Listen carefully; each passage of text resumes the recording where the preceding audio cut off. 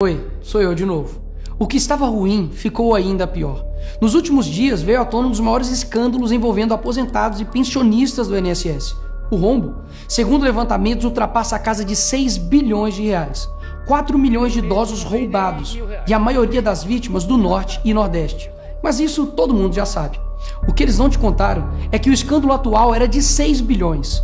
Hoje, com um novo relatório da CGU, mostrou que só em 2023, 35 mil reclamaram de fraude e o valor movimentado, 90 bilhões. 90 bilhões. Nós estamos diante do maior escândalo de corrupção da história do nosso país.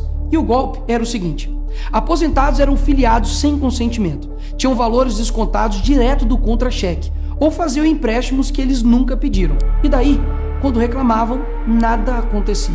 Estamos falando do desvio de valores bilionários de pessoas doentes e idosas.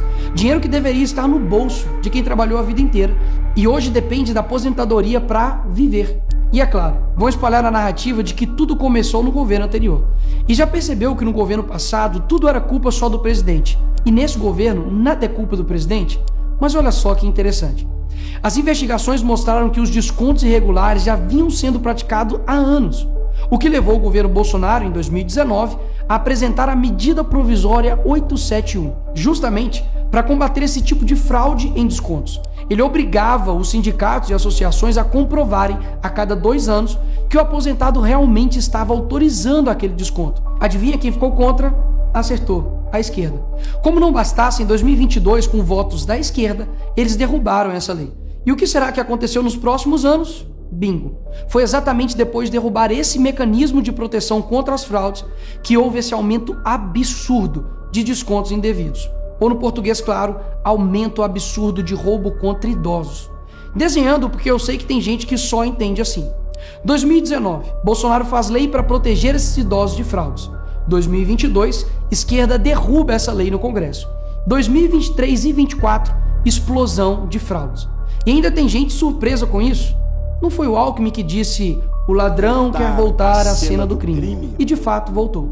Desde o início do governo Lula, representantes dos ministérios da Previdência participaram de pelo menos 15 reuniões com entidades que hoje estão sendo investigadas. Inclusive, o próprio ministro Carlos Lupe e o ex-presidente do INSS, Alessandro Stefanuto, estiveram em 8 dessas reuniões. A entidade que mais participou dos encontros com os ministros foi a CONTAG, justamente a organização que mais roubou o dinheiro dos aposentados. E o escândalo é ainda mais grave. O relatório de auditoria da CGU revelou que, em muitos casos, as autorizações para descontos foram feitas em nome de pessoas que sequer tinham condições de manifestar a sua vontade. Foram encontradas situações absurdas. Pessoas com deficiência grave, impossibilitadas de assinar qualquer documento, indígenas que vivem em aldeias remotas e não sabem ler ou escrever, e até aposentados que nem moram no Brasil. Roubar alguém já é terrível, mas roubar pessoas nessa situação é ter a certeza de que nada vai acontecer com você. Não é à toa que o relatório do próprio INSS mostra que o governo tinha ciência e sabia como barrar os descontos desde 2023. O Tribunal de Contas da União também sabia da denúncia desde 2023. Desde essa época, poderia ter ajudado as pessoas que foram vítimas, mas o julgamento ficou parado por mais de 1 ano, por um ministro do TCU indicado por Lula. E o sindicato investigado era do irmão do Lula. E o filho do Lewandowski, ministro do Lula, advoga para outra entidade acusada de fraude no INSS. É o país das coincidências. Ou seja, reuniram com entidades investigadas, foram avisados, confessaram que sabia e ignoraram. Fingiram que não viram. Agora, com a pressão do escândalo, o governo Lula trocou o ministro e só. Nenhuma consequência para ele. Engraçado, né? Se o pobre erra o CEP no cadastro, é fraude. Mas se o sistema desvia bilhões, é só trocar o responsável. O mesmo responsável que em 2011 também foi trocado pela Dilma por corrupção no seu ministério. Isso mesmo. Lula escolheu Carlos Lupe, um cara com histórico de corrupção para cuidar do dinheiro de idosos e doentes. E depois de 14 anos ele volta e cai de novo da mesma forma. Tudo isso está acontecendo e sabe qual é a solução do governo? O INSS usará o dinheiro do povo e devolverá o dinheiro aos aposentados e pensionistas. Traduzindo, as vítimas vão ressarcir o prejuízo das vítimas. E os criminosos, Nicolas, seguirão livres, sem punições. Que bela democracia. Eles roubam e quando a gente descobre, eles mandam a conta para o povo brasileiro pagar. Assim fica fácil roubar. É o crime perfeito. Tá, Nicolas, mas o que vocês estão fazendo contra isso? Eu e a oposição apresentamos um projeto de lei para proibir definitivamente esse tipo de desconto automático no INSS. E mais, preciso da sua ajuda para poder pedir para instalar a CPI dos roubos dos aposentados. E será lá nessa comissão que vamos investigar mais a fundo e poder colocar na cadeia quem foi responsável por isso. E aí sim, fazer com que eles devolvam esse dinheiro, não que você pague essa conta.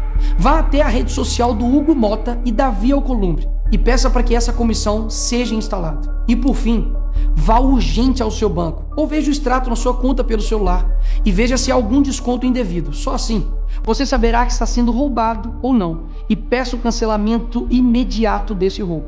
E sim, o tempo passa rápido.